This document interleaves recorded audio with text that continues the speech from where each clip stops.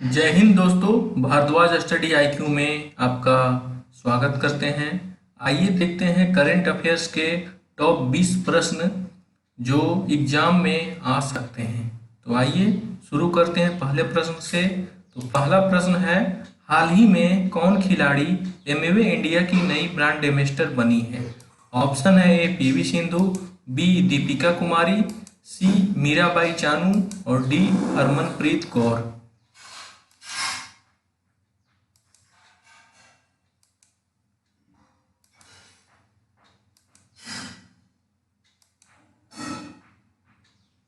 तो देखते हैं सही आंसर क्या होता है। तो सही आंसर है ऑप्शन सी मीराबाई चानू। हाल ही में सीधे उपभोक्ताओं को सामान बेचने वाली कंपनी एमवे इंडिया ने ओलंपिक रजत पदक विजेता मीराबाई चानू को एमवे और अपने न्यूट्रीलाइट उत्पादों की श्रृंखला के लिए ब्रांड एम्बेसडर बनाया है। बता दें कि चानू अब एमवे के उन अभियानों में दिखाई देगी जो न्यूट्रीलाइट, डेली ओमेगा और ऑल प्लांट प्रोटीन जैसे उत्पादों पर केंद्रित है। तो एमवे इंडिया के नई ब्रांड एम्बेसडर मीराबाई चानू बनी है। चलिए अगले प्रश्न की ओर चलते हैं। हाल ही में कौन कोविड-19 के खिलाफ 100% वैक्सीनेशन करने वाला भारत का पहला शहर बना है? ऑप्शन है ए चेन्नई, बी रायपुर, सी गांधीनगर और डी भुवनेश्वर।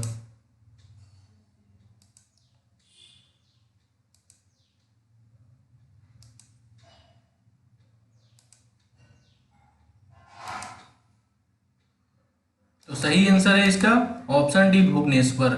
हाल ही में उड़ीसा का भुवनेश्वर शहर भारत का पहला ऐसा शहर बन गया है जहां 100% योग लोगों को वैक्सीनेट कर दिया गया है। यहाँ 18 साल से ज़्यादा उम्र के सभी लोगों को वैक्सीन की दोनों डोज दा चुकी है। तो भुवनेश्वर जो पहला शहर हो गया भारत का, वो कोविड-19 के खिलाफ 100% वैक्सीनेशन करने वाला बन गया है। चलते हैं अगले प्रश्न की ओर। हाल ही में पीवी सिंधु ओलंपिक में कितने मेडल जीतने वाली पहली भारतीय महिला बनी है? ऑप्शन है ए 2, बी 3, सी 4 और डी 5।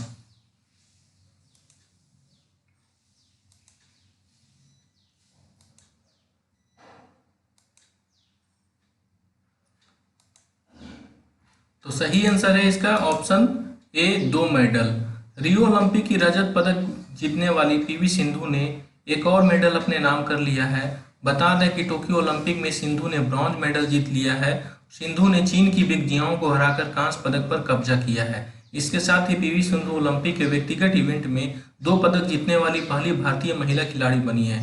तो पीवी सिंधु इस जो टोक्यो ओलंपिक में कांस्य पदक जीती थी और रियो ओलंपिक में रजत पदक जीती थी। तो कुल मिलाकर 2 पदक जीती है और पहली भारतीय महिला जो 2 पदक जीतने वाली बन गई है। चलते हैं अगले प्रश्न की ओर। हाल ही में किसे नया लेखा महानियंत्रक सीजीए नियुक्त किया गया है? Option A Ashok Shridhar, B Sitaram Meena, C Deepak Das और डी प्रभु दयाल मेघ।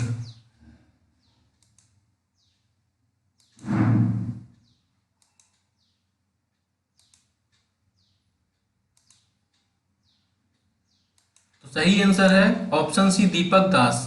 हाल ही में 1986 बैच के भारतीय सिविल लेखा सेवा अधिकारी श्री दीपक दास को नया महालेखा नियंत्रक नियुक्त किया गया है। इससे पहले दास ने केंद्रीय प्रत्यक्ष कर बोर्ड सीबीडीटी में प्रधान मुख्य लेखा नियंत्रक के रूप में कार्य किया है। यह भी ध्यान दें कि दास सीजीए का पद संभालने वाले 25वें अधिकारी है। सीजीए लेखा मामलों पर केंद्र सरकार का प्रधान सलाहकार होता है। चलते हैं अगले प्रश्न की ओर। हाल ही में हुई घोषणा के अनुसार किसे वर्ष 2021 के लिए लोकमान्य तिलक पुरस्कार मिलेगा? ऑप्शन है ए सोनू सूद, बी अमिताभ बच्चन, सी सचिन तेंदुलकर और डी साइरस पूनावाला।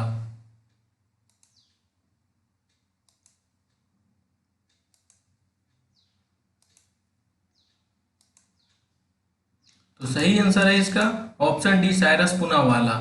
हाल ही में हुई घोषणा के अनुसार कोविड-19 रोधी टीका निर्माता company serum institute of India के अध्यक्ष डॉक्टर साइरस पूनावाला को वर्ष 2021 के लिए प्रतिष्ठित लोकमान्य तिलक राष्ट्रीय पुरस्कार से सम्मानित किया जाएगा। बता दें कि पूनावाला के नेतृत्व में दुनिया को रिकॉर्ड वक्त में कोविशील्ड टीके की करोड़ों खुराक मिल पाई। पूनावाला अलग अलग टीकों की किफायती दामों पर बनाने में अग्रणी रहे। तो ये जो साइरस पूनावाला है सीरम इंस्टीट्यूट ऑफ इंडिया के अध्यक्ष हैं जो कोविशील्ड वैक्सीन बनाता है। तो इनको लोकमान्य तिलक राष्ट्रीय पुरस्कार मिलेगा। चलते हैं अगले प्रश्न की ओर। किस राज्य की पुलिस ने हाल ही में महिलाओं की सुरक्षा के लिए पिंक प्रोटेक्शन प्रोजेक्ट शुरू किया है? Option A Jharkhand, B Uttarakhand, C Kerala और डी मणिपुर।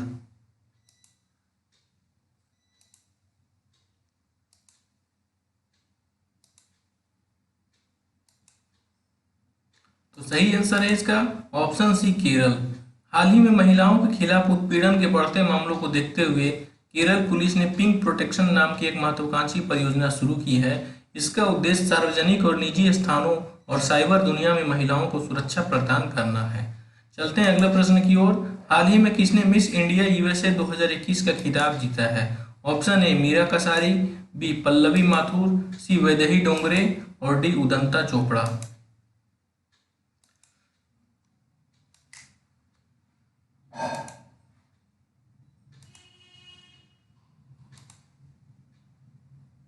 सही आंसर है ऑप्शन सी वैदेही डोंगरे। हाल ही में मिशिगन की 25 वर्ष की वैदेही डोंगरे ने मिस इंडिया यूएसए का खिताब जीता है। इसके अलावा जॉर्जिया की अस्री लालिनी इस मुकाबले में दूसरे नंबर पर रही। इनके अलावा उत्तरी कैरोलिना की मीरा कसारी मुकाबले में तीसरे नंबर पर रही।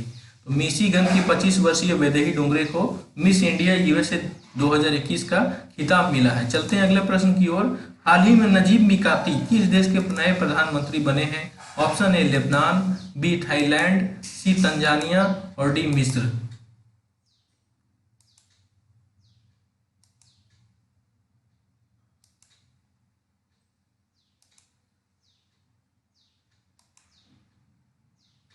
तो सही आंसर है इसका ऑप्शन है लेबनान। हाल ही में अरबपति व्यवसायी और पूर्व प्रधानमंत्री रहे नजीब मिकाती को लेबनान का अगला प्रधानमंत्री नियुक्त किया गया है। मिकाती के सामने अब देश की बिगड़ी हुई अर्थव्यवस्था सुधारने की जिम्मेदारी होगी, क्योंकि पिछले एक साल के दौरान लेबनान की मुद्रा अपने मूल्य का 90% से ज्यादा गंवा चुकी है और आधी से अधिक आबादी गरीबी की मार झेल रही है। तो नजीब मिकाती जो है लेबनान के नए प्रधानमंत्री बने हैं। चलते हैं अगले प्रश्न की ओर। हाल ही में कौन ट्रांसजेंडर समुदाय को सरकारी नौकरियों में आरक्षण देने वाला भारत का पहला राज्य बना है? Option A Gujarat, B Karnataka, C Punjab और डी महाराष्ट्र।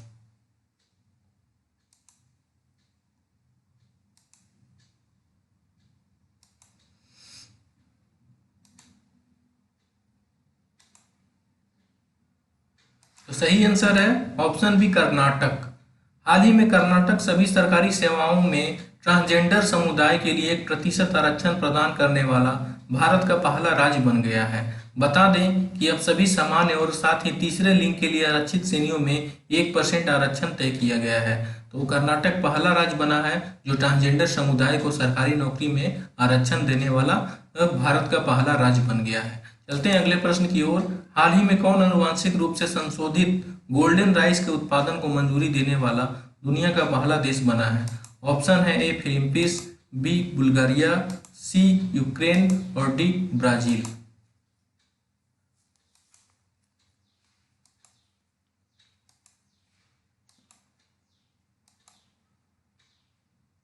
तो सही आंसर है ऑप्शन ए फिलीपींस। हाल ही में फिलीपींस आनुवांशिक रूप से संशोधित गोल्डन राइस के व्यावसायिक उत्पादन को मंजूरी देने वाला दुनिया का पहला देश बन गया है। बताया जाता है कि फिलीपींस द्वारा विकसित यह गोल्डन राइस बचपन के अंधेपन से लड़ने और विकासशील देशों में लोगों की जान बचाने में मदद करेगा। तो ये गोल्डन राइस जो फिलीपींस बनाया है वो बचपन के अंधेपन से लड़ने में भी और विकासशील देशों में लोगों को जान बचाने में मदद करेगा। चलते हैं अगले प्रश्न की ओर। कौन व्यक्ति हाल ही में दिल्ली पुलिस के नए कमिश्नर बने हैं? और ऑप्शन है ए जगदीश माथुर, बी नीलेश मिश्रा, सी अजय पाठक और डी राकेश अस्थाना।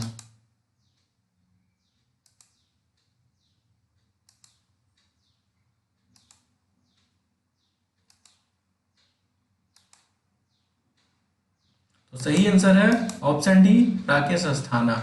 हाल ही में केंद्रीय गृह मंत्रालय ने 1984 बैच के आईपीएस अधिकारी राकेश अस्थाना को दिल्ली पुलिस कमिश्नर के रूप में नियुक्त करने का फैसला किया है। बता दें कि राकेश अब तक बॉर्डर सिक्योरिटी फोर्स बीएसएफ के डायरेक्टर जनरल थे। तो राकेश अस्थाना जो पहले बीएसएफ के डायरेक्टर जनरल थे अब दिल्ली पुलिस के नए कमिश्नर बने हैं। चलते हैं अगले प्रश्न की ओर। कौन व्यक्ति हाल ही में कर्नाटक के नए मुख्यमंत्री बने हैं? ऑप्शन ए केजी बोपाई, बी केबी कोलीवाड, सी बसवराज बोम्मई और डी बीसी नागेश।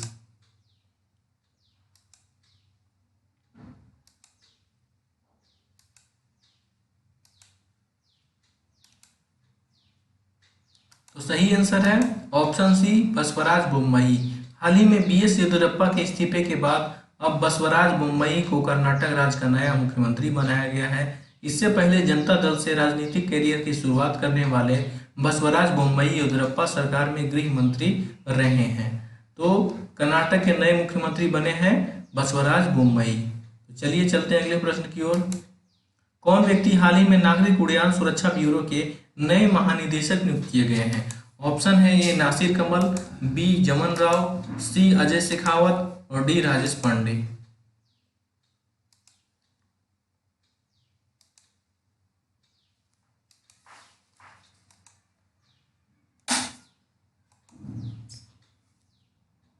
तो सही आंसर है ऑप्शन ए नासिर कमल। हाल ही में वरिष्ठ आईपीएस अधिकारी नासिर कमल को नागरिक उड्डयन सुरक्षा ब्यूरो का महानिदेशक नियुक्त किया गया है। बता दें कि नासिर कमल की नागरिक उड्डयन सुरक्षा ब्यूरो के महानिदेशक के पद पर नियुक्ति को 31 जुलाई 2022 को उनकी सेवानिवृत्त तक के कार्यकाल के लिए मंजूरी दे दी गई है। तो याद रखिएगा, नागरिक उड्डयन सुरक्षा ब्यूरो के नए महानिदेशक नासिर कमल को बनाया गया है। चलते हैं अगले प्रश्न की ओर। हाल ही में किस राज्य में स्थित रामप्पा मंदिर को यूनेस्को ने विश्व धरोहर में शामिल किया है? रामप्पा मंदिर, और आपके ऑप्शन है ए उत्तराखंड, बी तमिलनाडु, सी तेलंगाना और डी ओडिशा।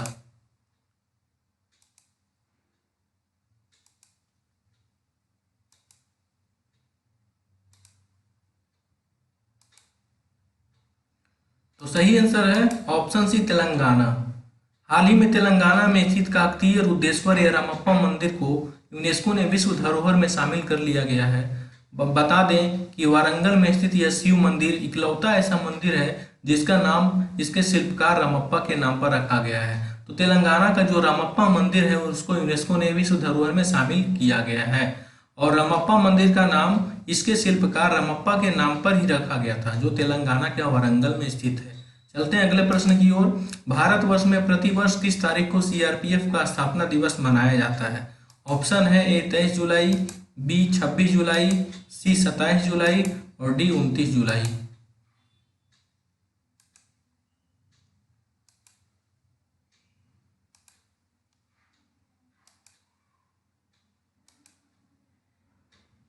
तो सही आंसर है इसका option C 27 July.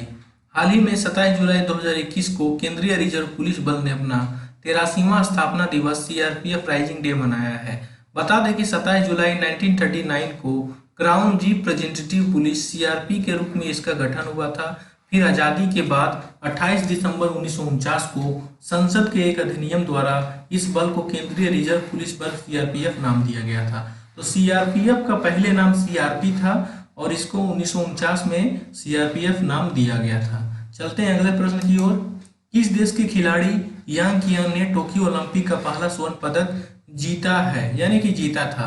Option A चीन, बी सिंगापुर, सी रूस और डी ताइवान।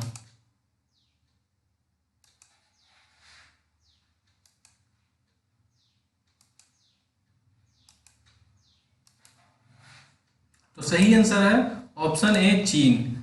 चीन की युवा चीनी निशानेबाज यांग कियान ने महिलाओं की 10 मीटर एयर राइफल में विजयी होकर टोक्यो ओलंपिक खेलों का पहला स्वर्ण पदक जीता है। इसके अलावा रूस की अनास्तासिया गैलेसिना ने रजत और स्विट्जरलैंड की नीना क्रिस्टल ने कांस्य पदक जीता है। तो एग्जाम में आ भी सकता है कि पहला स्वर्ण पदक टोक्यो ओलंपिक में किसने जीता, तो यांग कियान। और पहला रजत पदक कौन जीता, तो रजत पदक रूस की अनास्तासिया गैलेसिना ने जीता।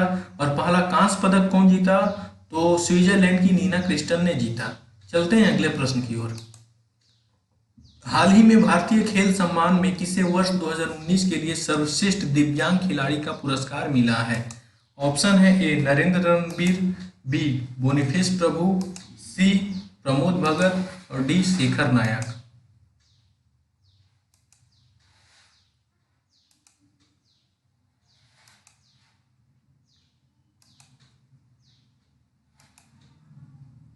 तो सही आंसर है इसका ऑप्शन सी प्रमोद भगत। हाल ही में दुनिया के नंबर 1 पैरा बैडमिंटन खिलाड़ी प्रमोद भगत को भारतीय खेल सम्मान में वर्ष का सर्वश्रेष्ठ दिव्यांग खिलाड़ी चुना गया। बता दें कि भारतीय खेल सम्मान विराट कोहली फाउंडेशन के सहयोग से आरपीएसजी समूह द्वारा भारत के उत्कृष्ट खेल हस्तियों को प्रति वर्ष दिए जाने वाले पुरस्कार हैं।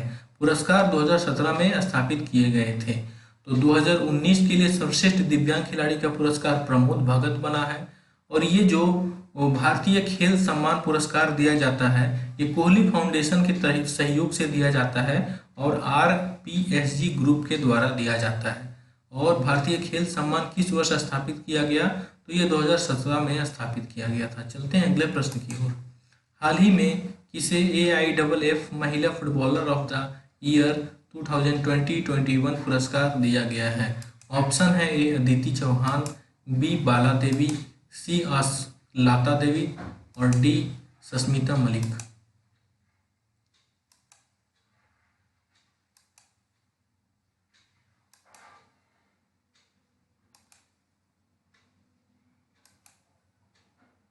तो सही आंसर है इसका ऑप्शन बी बाला देवी। भारतीय महिला राष्ट्रीय टीम की फॉरवर्ड बाला देवी को AIFF महिला फुटबॉलर ऑफ द ईयर 2021 चुना गया है। याद रखिएगा, बाला देवी को दिया गया है। चलते हैं अगला प्रश्न की ओर। हाल ही में AIFF पुरुष फुटबॉलर ऑफ द ईयर 2020-21 पुरस्कार किसे मिला है? और आपके ऑप्शन है ए सुनील छेत्री, बी सुब्रता पाल और सी संदेश जिंगन और डी उदंता सिंह।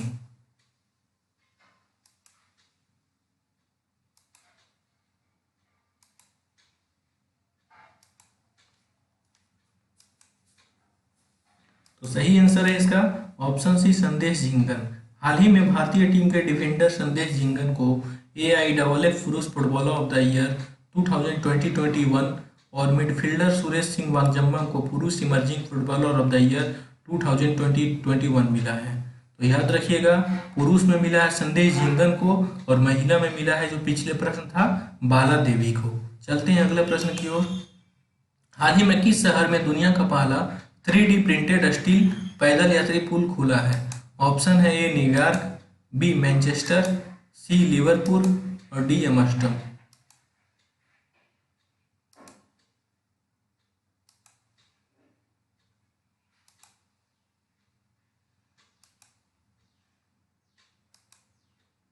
सही आंसर है इसका ऑप्शन डी एम्स्टर्डम। हाल ही में नीदरलैंड की राजधानी एम्स्टर्डम ने दुनिया के पहले 3D प्रिंटेड स्टील पैदल यात्री पुल का अनावरण किया है। बता दें कि यह परियोजना एम्स्टर्डम शहर में ओदेजिड्स आशट बर्गवाल नहर पर खोली गई है और इस ब्रिज का निर्माण Amsterdam based 3D metal printing company MX3D ने किया है।